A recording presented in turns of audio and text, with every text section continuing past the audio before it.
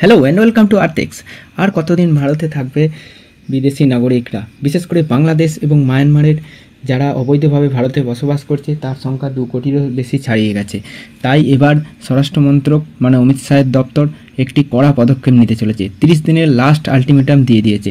সমস্ত রাজ্য এবং কেন্দ্রশাসিত অঞ্চলকে কড়াভাবে জানানো হয়েছে যে প্রতিটা জেলা, প্রতিটা অঞ্চলে, প্রতিটা এলাকায় স্ক্যান করে দেখতে হবে কতজন ইললিগেল ইমিগ্রেন্ট ভারতে রয়েছে, এবং শুধু খুঁজে বার করা নয়, তাদের তথ্য যাচাই করতে হবে এবং প্রয়োজন হলে যদি তারা ইললিগেলি এখানে থেকে থাকে তাহলে তাদেরকে ডিপোর্টেশনেরও ব্যবস্থা করতে হবে। এই সমস্ত কিছুর জন্য 30 দিনের আলটিমেটাম দিয়েছে।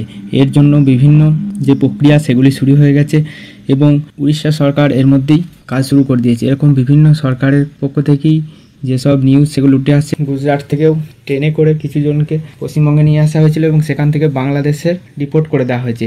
এই রকমই ফার্স্ট অ্যাকশন এবার হতে চলেছে সমস্ত রাজ্যের তরফ থেকে। সমস্ত রাজ্যই এবার অ্যাকশন নিতে বাধ্য, কারণ ডাইরেক্ট স্বরাষ্ট্র মন্ত্রকের এটি নির্দেশ। এবং আমি এখানে বলে রাখি, অনেক আগে থেকেই মানে 1971 বা স্বাধীনতার পর থেকেই বিভিন্ন কারণে বাংলাদেশ এবং মায়ানমার থেকে অনেক লোক বিভিন্ন কারণে, রাজনৈতিক কারণে বা ধর্মীয় কারণে বা কাজের খোঁজে ভারতে প্রবেশ করে।